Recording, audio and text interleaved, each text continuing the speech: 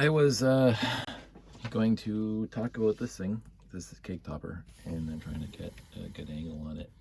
But while I was setting up my desk to do this, I found this. This is an article, and I'm going to thank Debbie, and Jean-Marc for this because they invited us out, Sandy and me, and Josh, out to New Brunswick a bunch of years back.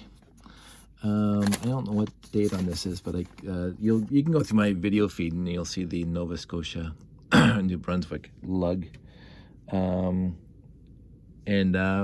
we brought the space layout, and then the news guy showed up, and they spelled my name wrong, but whatever, I didn't care. But they took this pretty nice picture, and this is when the layout was bigger. It was 7.5 by 10. Which I didn't mind because it had the big, huge crater building in the back, the underground lab lair, whatever you want to call it. But of course, it has the big tower, just like you see over there. I liked this. I liked the trip. We had such a good time out east, and we went out in February.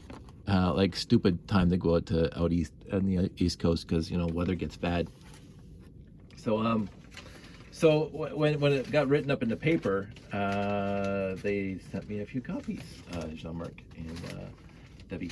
So I just wanted to put that, and I keep it in the Ziploc so the article doesn't get bad. It's not the first time. I showed you some other articles that I had written up in the paper. It's kind of neat. It's not nearly as much as most of the Lego fans out there, like the hardcore show guys, but it is nice, so I keep that. So let's talk about this. This is the cake topper, and it started off with something I threw together because the station itself, oops, okay. Here, let me wreck this thing. This is going to be taking me a few seconds to put back together now. I really have had a problem being a klutz my entire life, and it hasn't diminished at all as I got older, and I tried to move my arm slower, but let's move that slightly out of the way. So I can talk about this top part here on the station, because when it was there, when the station ended there, it just didn't look complete. And I talked about that previously when I was developing and ever changing the space station. I started in 2009 with a building that was only to here, basically. And then as 2010 went on, I thought this is very, very deficient. And then I saw Peter Reed's Onesa Space. And I said, I want to build that in my minifig scale. And so I just started building. And there's some pictures on my Flickr stream and some videos on my YouTube channel, like go back 10 plus years, and you'll see how that evolved to where it is now. And I said this a few times, but I don't think I said it recently. I was not happy at all with the base as I was building it and doing shows and going there. It just didn't look right to me. And even the last couple steps before that one showed up, I said, it just doesn't look right. And again, so I should have had a drink of water before I started talking. But anyway, but when it got to this point with the cake topper and the landing pads were there, because again, those evolved. They moved out and they moved in and blah, blah, blah. And then the monorail station on this level here. When it got to that point there, the building is quote unquote done. It looked right to me. And if you asked me a week before it got to this point, I would have said I'm not happy with the building, and I would have said I don't know what's going to make me happy with the building. I had no idea. As it evolved, it got more and more looking like I thought. Again, I didn't have an end image in my head, but I didn't know I liked it until it got to this point. And that was very, very odd to me. I didn't have a final destination in mind. I just had an overall general concept of what I wanted it to look like. And of course, I'm still taking it apart and adding stuff and changing things. But the overall look of the building has not changed in a couple of years now after I put this cake topper on it. And I said, now it looks right from a distance. It looks right. Now I'm working on the minutiae, the little details, the details inside. So it looks like people are doing what they're doing. They have jobs. They have work to do. Blah blah blah. Adding automation so the door opens up in the bay and blah blah blah. All that is over and above the general aesthetic look to the building, but the general look of the building, I wouldn't change now. I honestly wouldn't change. I think it looks right to me. And again, as I say, if you asked me a week before it looked right, I said it didn't look right, and I wouldn't know what would make it look right. And I just kept on, playing, building, adding, taking away, adjusting. And then I put it together and I said, oh, it's done. It's like, wow. It's like, la, the angel sang. But a big portion of that, honestly, everything else is big and extravagant and blah, blah. The biggest thing that hit me after I finished building it, which completed the entire tower, was this cake topper. And this cake topper is pretty tall. Like it does, go all the way down and go all the way up. And that's one part. But of course, it's pretty flimsy, which is kind of a depressing thing. But let's just take it apart for a second. Hopefully, I can take it apart so you can get both pieces in the scene. So I wanted to do the 8. We talked about that in my last video, and you can see it right there, how I built it. The 8-sided circle or octagon. And then I was playing around. Josh is outside playing GTA. So if you hear him, he's just playing GTA. And then because it is a tower, and this is where I used my inspiration of that big, huge 1,300-foot tower across the water for me on the other side of Lake Ontario that I saw being built when I was 9 years old. And I'd ride my bike down to the beach and see across the lake of the concrete being poured, and how it was. And I will say this: back in 1976, the skyline of Toronto is nothing like it is now, and so there was just a couple 9 stories or maybe 15-story buildings, not terribly high in Toronto back in 1970. They had some skyscrapers, but not a lot in downtown. But you didn't see them from the lake. The CN Tower is pretty close to the lake, and so when you're just looking at it from the south side of the lake, which is where I lived, you can actually see the CN Tower being built. And I loved that. I thought that was awesome. And so the CN Tower has been a major part of Canadiana, obviously. It's still called the CN Tower, and I'm not going to go off on a tangent about how when stupid, huge organizations buy a landmark that they change the name. It drives me nuts. It will always be the Sky Dome Rogers. Ted Rogers, God rest his soul, is a complete, consummate, egotistical jackass for changing the name to the Rogers Center. Prick. Shouldn't talk ill of the dead, but it just drives me nuts. Although it shouldn't. But it is, to me, it will always be the Sky Dome. And that thing will always be the CN Tower, and nobody's changed the name. So I don't think anybody wants the building now. It was originally, okay, I'm not going to go off that tangent. We're going to talk about this thing. So I'll stop that tangent right now. So the CN Tower has at the top a lot of communications, microwave dishes, blah, blah, blah. And this is what this thing is supposed to connote. This is what the idea that you're supposed to see with this is as a huge communication array on the top of the classic space tower. And I also wanted it lit up as much as possible. And now, if you saw the other video I took the other night, you can see that the top part wasn't lit up very, very well. So what I just did now is I removed all the wiring, all the Rob Hendricks life lights from it. I'm going to put new stuff in there, and I got the two kits, the basic kits that are in here. I took them out, so they're sitting here. I'm not going to do the wiring here. I'm going to make people cry by showing you this is the most modded part of the entire layout. This is the most pieces that I had to take a Dremel to in order to run the wires properly and nicely to get this stuff lit up. So straight up, this top green has to be lit up. these 3 greens down here have to be lit up because that's what I do. This one can't be lit up unless you get some nano wires up there, but it doesn't matter. So there's this top tower. I needed 4 things lit up. Now we'll put that down. It's going to break. In here, I wanted some lighting in here so you could see people in here. So that's another 4 that you needed. And of course, the bottom part, of course, this is one of my huge mods, is taking these electric plates and soldering wires onto them so I can like just take this thing off and plug it in and it turns on. So I don't have to actually connect a Rob Hendricks connection to this guy. I just have to put on the top of this piece here, right there, on top of the bigger piece, a 16 4x8 wing plate. That's the flight ops center, right? I keep on looking right there. It has the counterpart to this. So I just plug this thing on the top, and the lights come on. I showed you that before in other locations on the space layout on the landing pads. The landing pads have all that, so it just makes my life easier just to plug in. And so, but I also wanted to stand, so I had to put all these additional pieces on here, so I could just stand it up like that. It makes it better for storage and blah, blah, blah.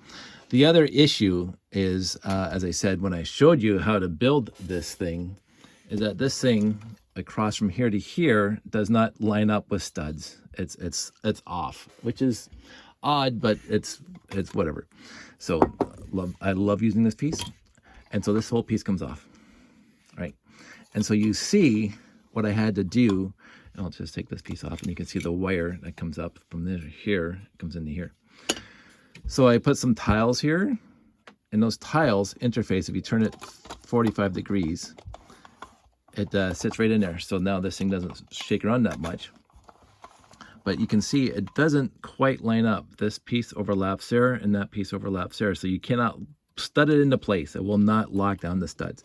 So it floats, which is perfectly acceptable if you do it this way.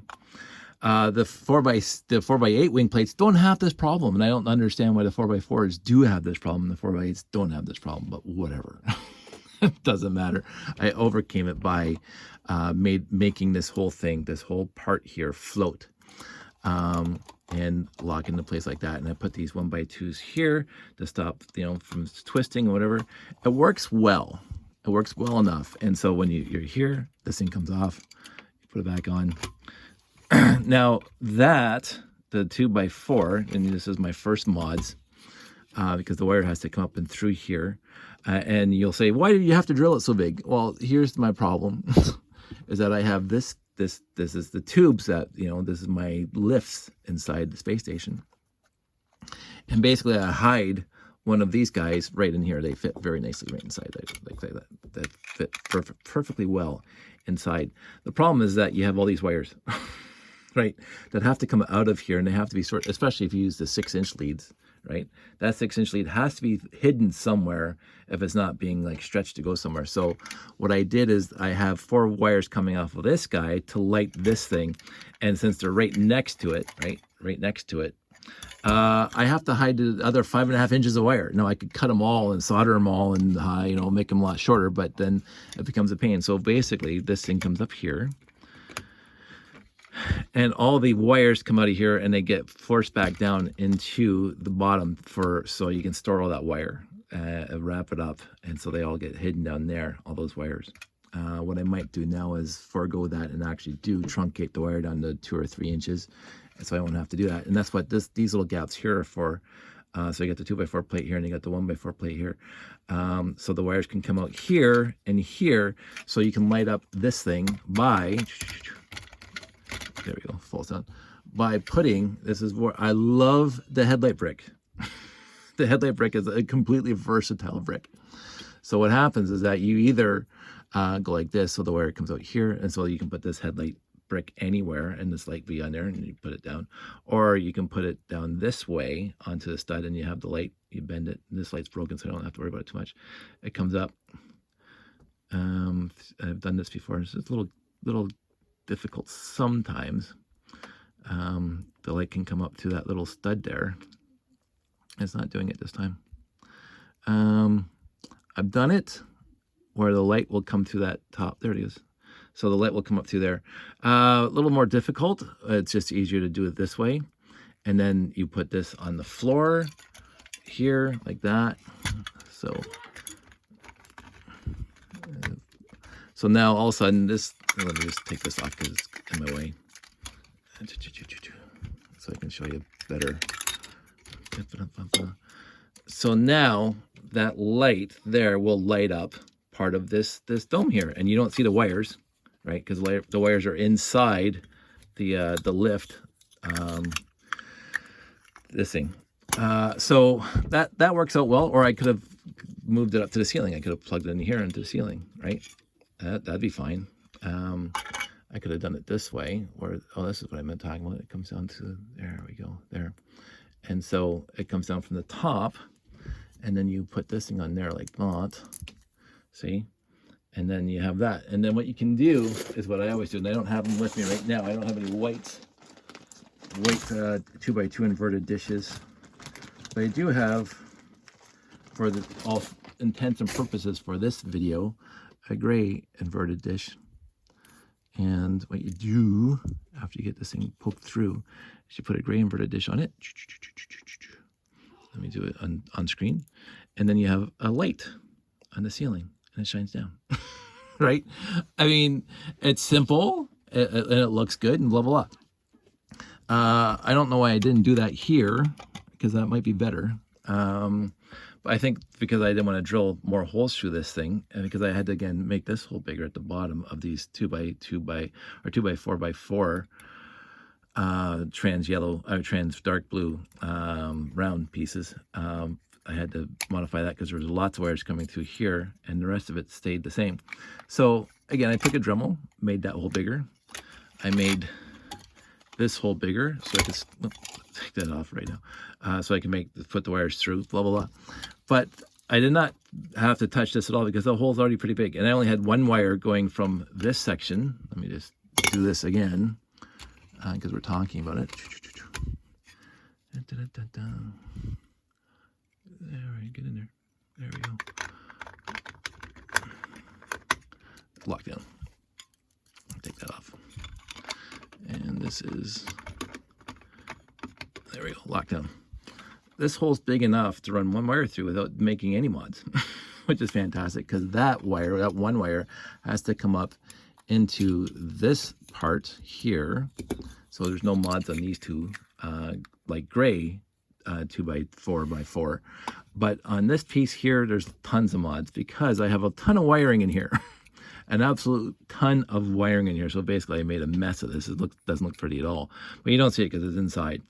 But all the wires have to go through here, here, here, and one has to come down into here. So that's a 4x4 round brick that I've heavily modified. So start crying about that. The outside, you don't see it because the wires come through the technicals, which is utterly fantastic. And I don't have to modify, well, actually, because the 4x4 radar dishes have a solid stud and not a hollow stud, I had to drill the hole to run the wire through. So that's another, but the 1x3s already had the stud hollowed out.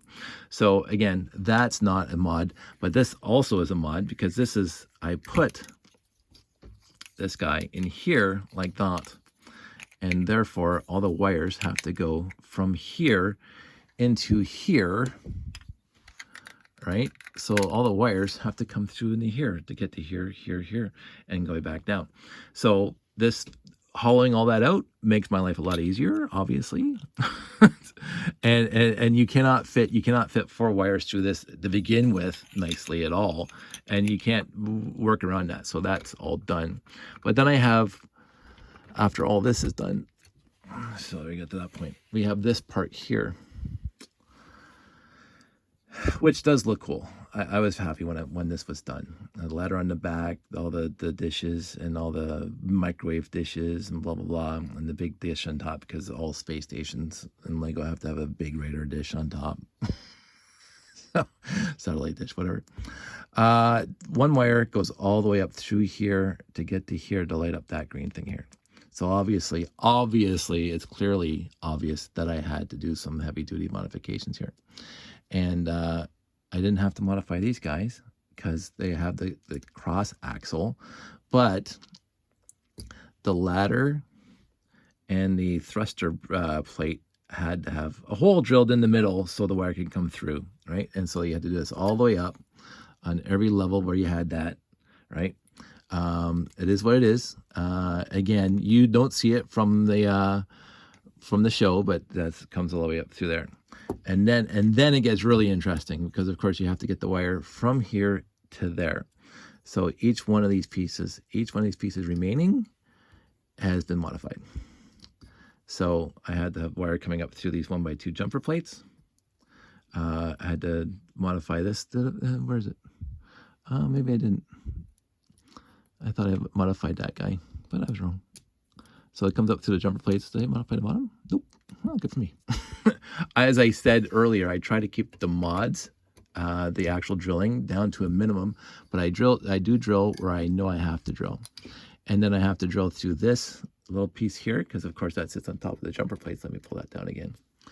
So it comes out this hole in the jumper plate, and it comes through the 1x2 hinge brick, and then it goes into here. So I put a little bit of modification there, because this thing sits here and it has to come up to that hole. And then I have to drill a hole. I have to drill a hole through here to get the wire into this. So this thing is modified and that is modified a little bit. I mean, you really can't reuse that. And this does not have to be modified. So the rest of this, the wire comes through, because they all have the hollow stud, even in here. So that doesn't have to be modified, but this obviously had to be modified in order to do that. So this is how the wire gets all the way up to the top. Now the problem is that after all these mods, and even the older bricks anyway, this thing is very, very loose. And you shake it a little bit and the top falls off, right? And so I did hollow that out. So that might have been an original thruster that didn't have the cross axle in it, or I just couldn't push it through the wire through the cross axle, so I hollowed that out. Sylvie. But this is what you have to do for lighting. If you want to light something, you can have wires on the outside, but then it doesn't look right. So on something like this, I wanted the wires hidden as much as possible. You only see a little bit of exposed wire coming up through here into here, and that's it. I was going to add a 2x2 turntable, plate turntable, but that would be far too odd because you couldn't run the wire through that. So this is like over a dozen pieces that I had to drill through to modify in order to get the lighting of this thing done properly and that thing done properly. And I'm not sorry I do it. A lot of people are purists. I am not when it comes to making my display worthy of an audience. I think having the lighting adds so much to the show, so much to the layout. And I do keep the modifications to a minimum, but they are there, and they are there for the sole purpose of enhancing the display for people. And I use the idea that when I was a kid growing up, I used to attend a lot of model train shows. And when you go to a model train show, especially on a model train show that's set up in its own building, that's a permanent layout, these guys put a lot of energy into lighting up their buildings, their layouts, the trains, all that stuff. And on Lights Out, it was utterly fantastic. There was one that we went out to in Alberfoyle, which is right outside of Guelph, and it was in a big, huge steel shed. And it was basically the entire building. And every hour or something, maybe every 2 hours, they would have the lights go down in the warehouse, in the shed, and then all the lights of the city would come up, in the town, and the trains, and all the street lights and the buildings would all be lit up. And I'm going, that to me, like, I love train layouts. We had a train set on our own pool table when we were growing up. again, the pool table was used more for the trains and Lego than it was used for actual playing pool. But whatever. But we never got to the point where we were lighting up buildings, my brother and I. But when we went to train shows, they were lighting up buildings, and this is where I come in. And so these guys would take their model kits or whatever they built from scratch kits, and they would build buildings and roads and street lights and blah blah blah, and they would light them up. And I really loved it, and that's what I wanted to do, and that's what I do. So you see my other video of that thing lit up, and again, very, very, very minimal drilling. I try to build so the wires are hidden and you don't see the wires, and get the lights to where they have to be. But to get to the final spot where the lights have to be, you sometimes have to drill through a plate, drill through a brick, drill through a 4x4 round brick, drill through all these little parts here. And I don't mind that, because first of all, I have hundreds of more in my kit behind me and behind there. But even if I didn't, my whole idea is to light up these buildings, and it enhances the shows. It's great for lights out. When I went to my first, I think it was Brick World, and the Brick Fest, we always had a lights out. And I remember, I don't think Brick Fest, the first Brick Fest I went to years and decades ago, had that, because people weren't even doing it at that point. But I believe it's a good enhancement, and it's something I want to do. And honestly, straight up, I do own my bricks. And if you took over my collection, you would find, again, very, very minimal modified bricks.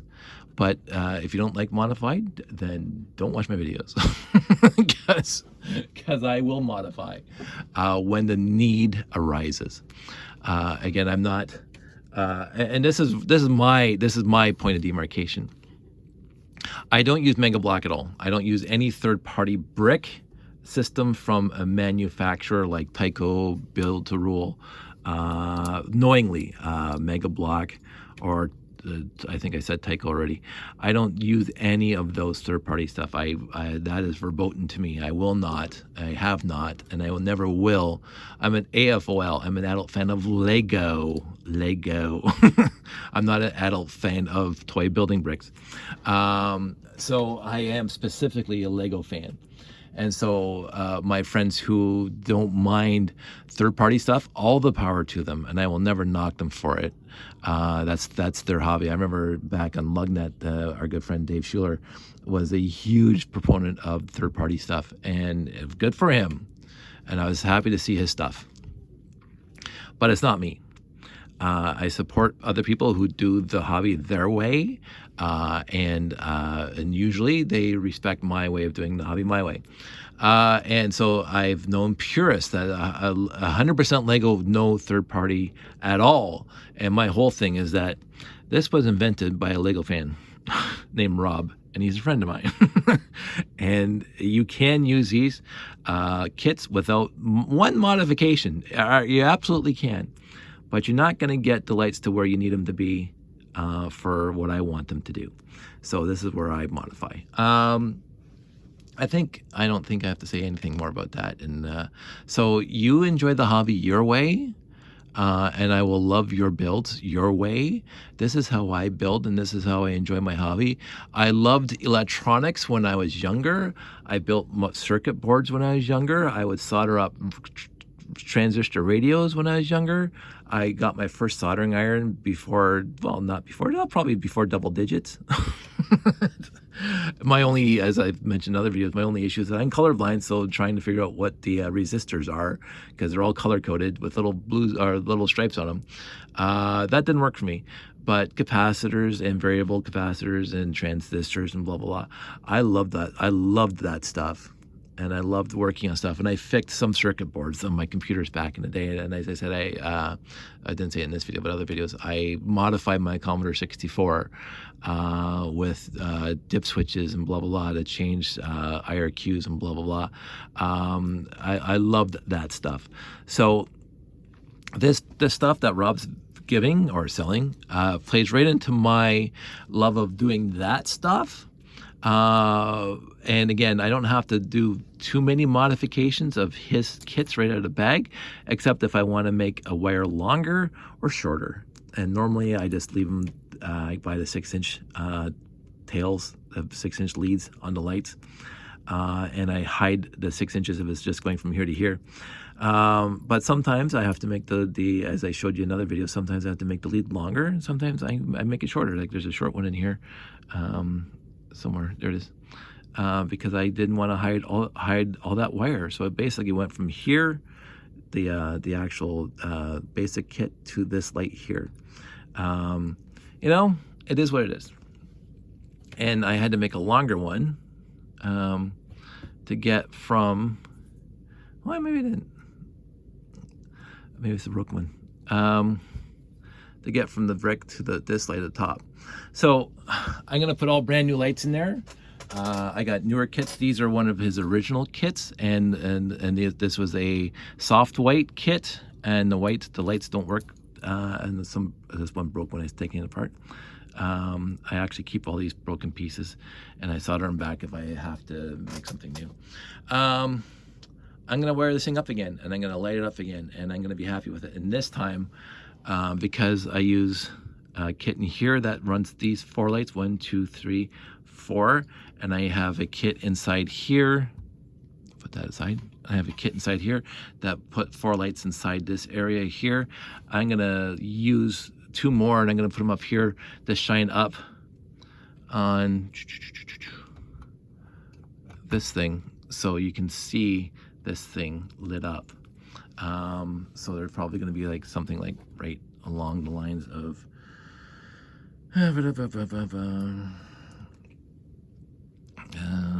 like I did before. It'd be like that. So they shine up. But that's what I'm gonna be working on for the next couple of days. I'm gonna fix this thing up. I'm going to rewire it. I'm gonna make the wiring a little better, a little neater, a little cleaner, because this thing has been temperamental with the wiring. The lights do seem to flicker on and off, running through all that stuff. I'm gonna make it better. But I don't have to modify any more bricks because they're already modified. My big issue is that I don't want it to flop over like it does now, and I don't know how to fix that without either putting an axle through the whole thing to stop it from flopping over, which means that I have to run the wire somewhere else, which means drilling more holes, or using glue, and I don't know what I'm gonna do. I honestly don't know what I'm gonna do. Or have the wire tied at the top and tied at the bottom, so the wire basically compresses that whole thing together so it doesn't come apart, which I might do. So there's nothing else I have to do here, but I will figure it out. Anyway, 30 minutes of that. I don't have to go off any more tangents. And this will be my last video for today because I'm gonna go to bed. I'm glad you guys came along with me on my other little videos I've done today about making the round circles. All that stuff is still over there and down there. I'm not gonna put it away for now. I might actually build something with those things that I just did. But a really quick thing, I'm still trying to figure out how to add EL wire to this level, because I think adding EL wire to this level would be fun. I just don't know where to do it, because I do like keeping this piece here because it just shows you 70s gear. I like it there, and it fit perfectly with these guys. I'm debating how I'm going to put an EL wire here. I don't know yet. So that's it. That's all. Everybody stay safe. Take care. Welcome to 2022. I did 4 videos today. I think that's enough. I'm going to go to bed. Everybody stay safe.